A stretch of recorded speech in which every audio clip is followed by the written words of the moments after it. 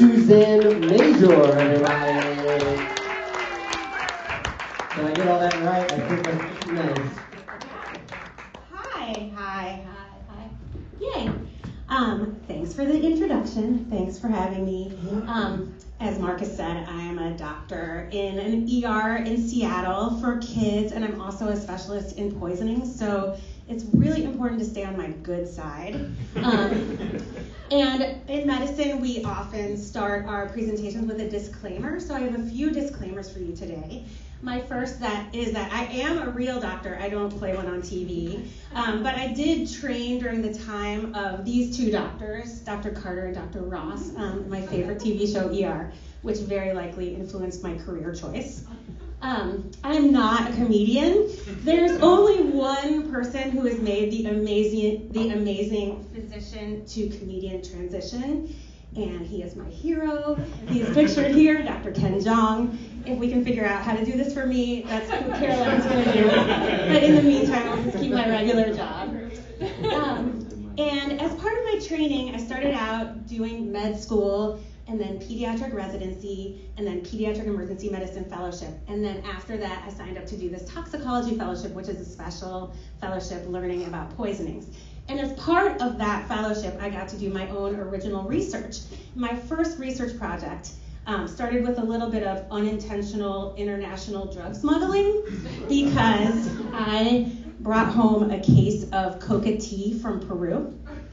Does anyone know what the active ingredient in coca tea is? Cocaine. And you drink coca tea in Peru to help with altitude sickness, and it really works pretty well. And so what we were wondering in science is how much cocaine really is in coca tea. So we designed a study. You can see our study here. It was published in an actual medical journal with my name as first author. And you can see if you read the paper, there are 5 healthy volunteers and 5 authors of the study who volunteered to drink coca tea and then pee in cups for 3 days. And what we found is that our urine toxicology test was positive for cocaine for all 3 days in all 5 of us. And during those 3 days, we all got a lot done. So it was Since this time, I've kind of stopped studying cocaine and moved on to one of my big loves, which is marijuana. So now my research focuses around marijuana. I have a lot of thoughts about marijuana, which I will share in future slides. But for now, I'll just say that that is my research topic, so you can ask me questions afterwards. Also, not to brag, but I've also done a lot of unintentional poisoning research, and this is kind of a confessional, but I've accidentally poisoned at least 4 people. And I can't talk about all 4, but I can give you 3 examples. So I will. One of them I'm not legally allowed to discuss. But in 1996, I was in charge of cooking the last dinner of a 7-day camping trip. And I opened our cooler to find Jenny O here floating in a lukewarm bath of melted ice. So I cooked up turkey burgers in the dark for our group of friends, and that's my friend Dan, pictured on the left, and he ate the most turkey burgers. And the next day, we were on a boat, and I'm not going to get into graphic details, but he probably increased the E. coli content of Lake Powell that day. So that was my first experience with toxicology. My second was a few years later at a wedding where my nephew Ryan was a ring bearer in a wedding, and he got stung by a bee right before he was supposed to walk down the aisle, and I calculated the wrong dose of Benadryl for him, and he became a crazy anticholinergic toxidrome demon child. He demonstrated the anticholinergic toxidrome, which is something we learn about in toxicology all the time. This is the example. Oh, bat is on here, blind as a bat. But mostly he was just crazy, agitated, red in the face, and ruined the wedding and the pictures.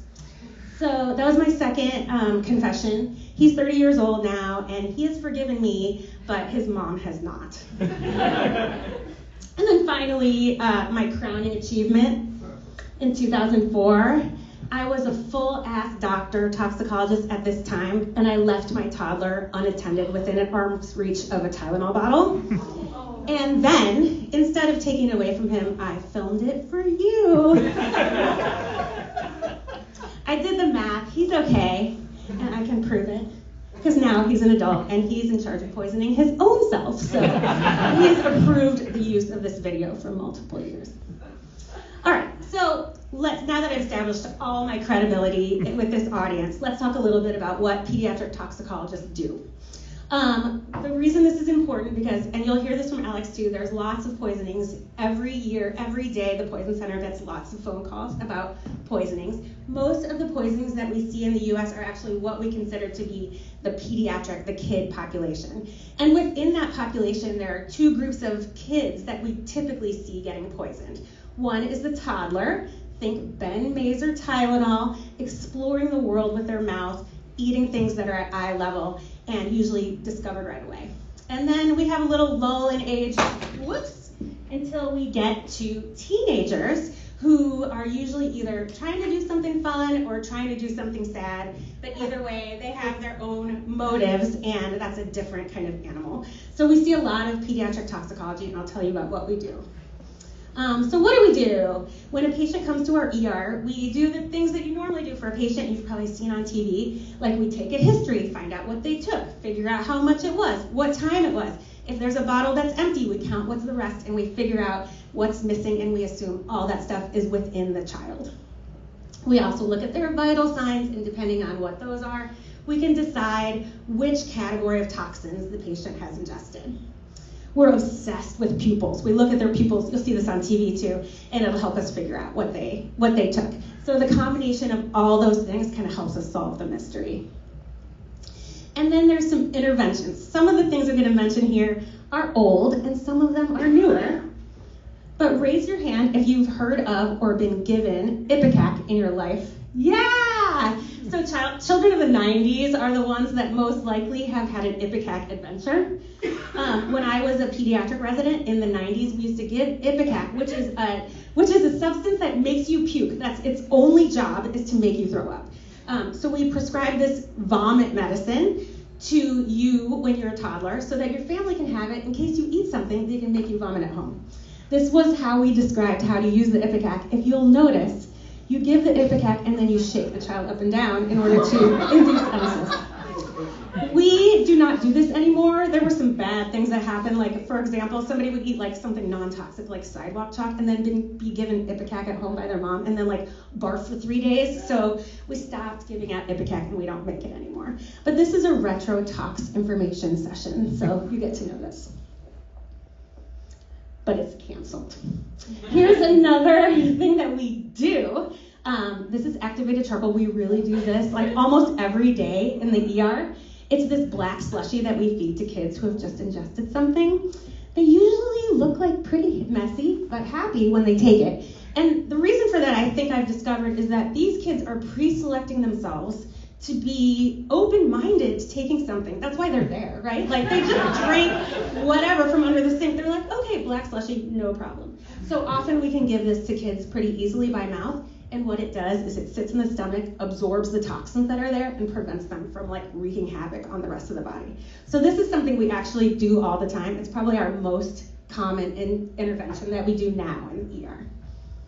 And then also just to complete the picture, this is something that you've probably seen, I've probably seen more on TV than in real life. It's pumping the stomach. We do it. There's a famous scene from Almost Famous where they do it, and it's like a whole drama. It's real drama in real life too, so we rarely have to do this. But I like the pictures. And then when I signed up to do toxicology fellowship, I thought the whole thing was like giving antidotes like a superhero. But actually we only give antidotes about 2% of the time. Most of the time we're just taking really good care of the patients after giving them their charcoal. Okay, now going back to 1974. Poison prevention is a big deal. The poison centers were created in order to prevent poisoning so that none of the stuff that I've talked about has to happen. And this is a video. I want to know if anyone remembers this. It's very Halloween. Mystery is me. Raise your hand if you've seen this. Mystery is 3 people have seen this. This is the stuff of nightmares for me. I'll just let it play. That can hurt you very much. Now there's a man whose face is green that you ought to get to know. He'll warn you when danger's coming fast or slow. Get to I know cut it off. It's actually like 3 minutes long of terrifying Mr. Yuck footage. But the funny thing about Mr. Yuck, he's still around, and Alex is going to talk about, we have a Mr. Yuck mascot at the Poison Center. But in 1982 and 1984, 2 studies were done that basically showed that putting this sticker on products actually attracted toddlers to the product.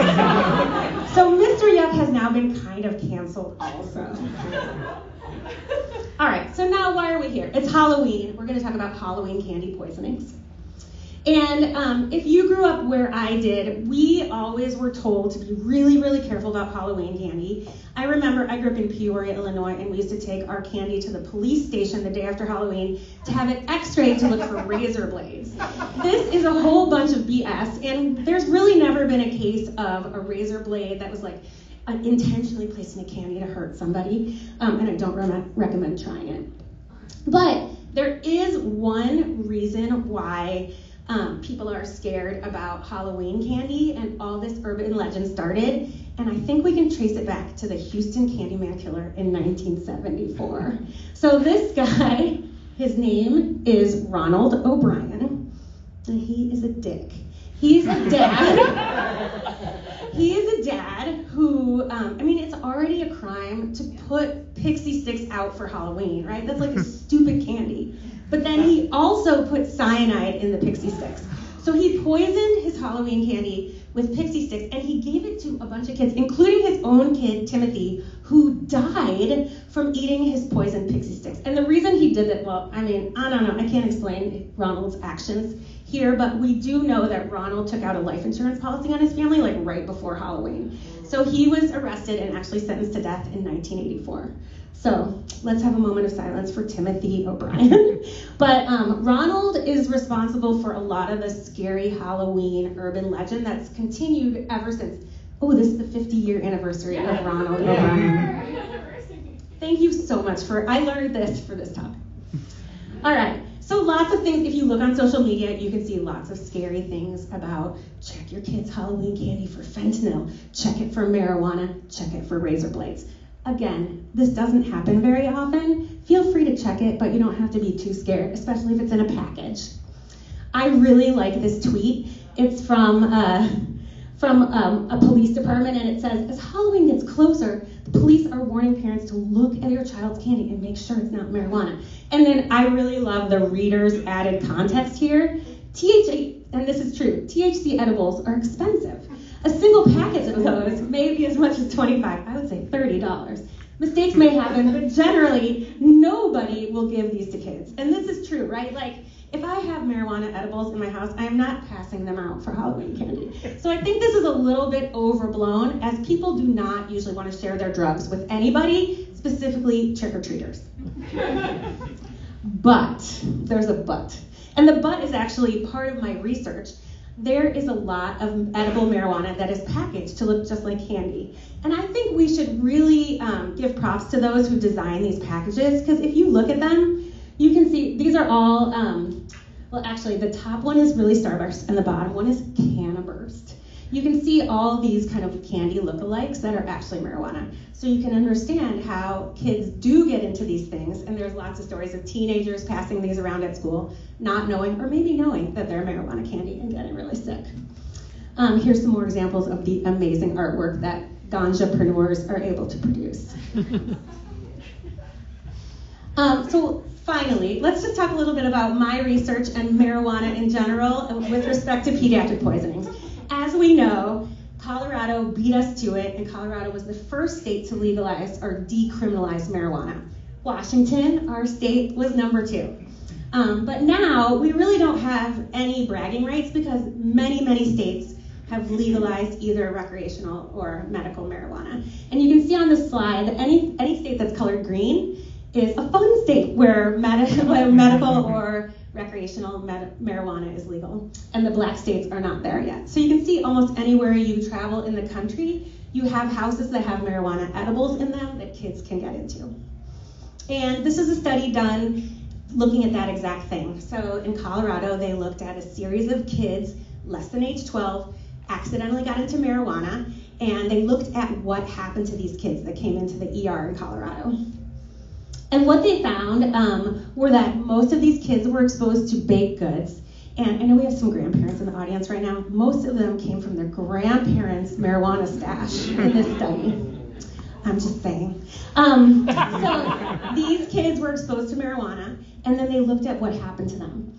And most of these kids, all of these kids, were not having fun. They were not high. They were not having the munchies. They were not laughing. They were not joking. They were dizzy. They were walking funny. Sometimes they had these movements that looked like seizures. Sometimes they weren't breathing right. They got a lot of treatment and a lot of testing. They all recovered, but sometimes it took a really long time. So it's important to know about this, especially when we take care of kids, because sometimes they get into a brownie in the freezer. They look really weird. They come to the ER, and we don't find out what really happened until we get their urine test. So something really important to know, do not share your marijuana with kids.